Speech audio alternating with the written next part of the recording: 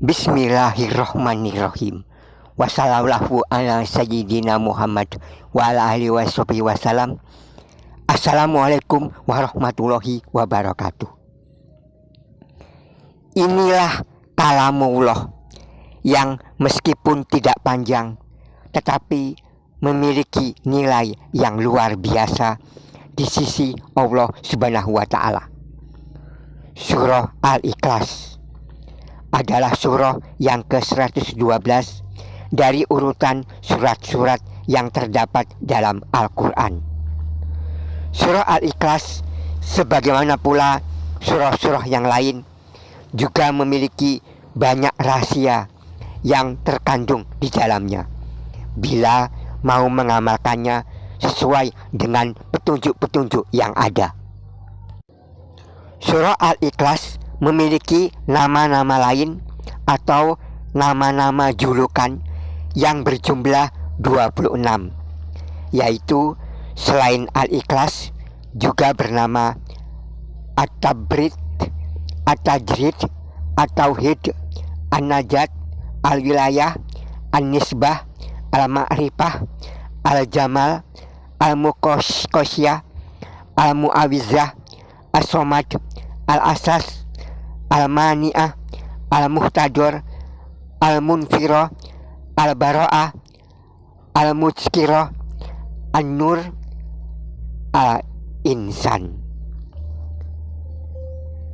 Banyak nama menunjukkan kelebihan, mengingat surah Al-Ikhlas ini mengandung akidah yang sangat mendasar.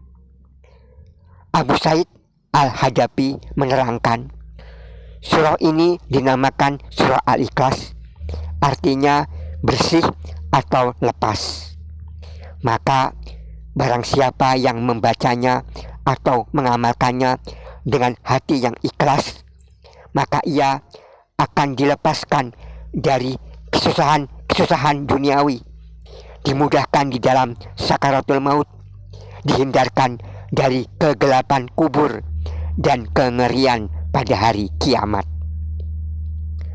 Ibnu Subah Az-Zuhri menerangkan, Rasulullah Shallallahu Alaihi Wasallam bersabda, siapa membaca surah Al-Ikhlas seolah-olah ia membaca sepertiga Al-Quran. Riwayat Sayyidina Ali Karamatu Wajhah, siapa membaca surah Al-Ikhlas 11 kali sesudah sholat subuh, maka setan tidak dapat mengganggunya untuk memperbuat dosa, meskipun setan itu telah bersungguh-sungguh ingin menggodanya pada hari itu. Sayyidatina Aisyah menerangkan dari Nabi Muhammad SAW, siapa yang membaca seusai sholat Jumat surah Al-Fatihah 7 kali, surah Al-Ikhlas 7 kali, surah Al-Falaq 7 kali, dan surah An-Nas 7 kali, maka Allah akan melindunginya dari kejahatan sampai ke hari Jumat yang berikutnya.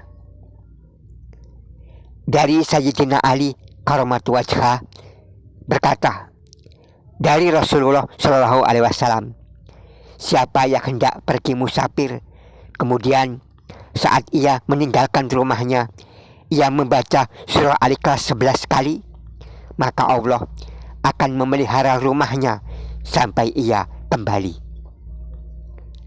Sayyidina Anas menerangkan dari Rasulullah SAW, siapa membaca surah Al-Ikhlas 30 kali, maka Allah menuliskan untuknya barokah, selamat dari api neraka, dan aman dari azab pada hari kiamat. Rasulullah Shallallahu Alaihi Wasallam juga pernah bersabda, kecintaanmu kepada surah Al-Ikhlas dapat memasukkanmu ke dalam surga.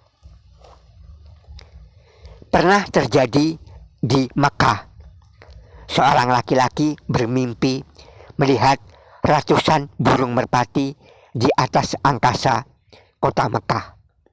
Tetapi tidak satupun burung merpati itu yang berkepala. Keesokan harinya si pemimpi itu bertanya ke ulama setempat yang mengerti tentang ilmu takwil mimpi. Syekh ahli takwil itu menerangkan bahwa maksud mimpinya adalah mungkin selama ini Anda rajin membaca surah Qul Huwallahu Ahad, tetapi tidak diawali dengan membaca Bismillahirrahmanirrahim.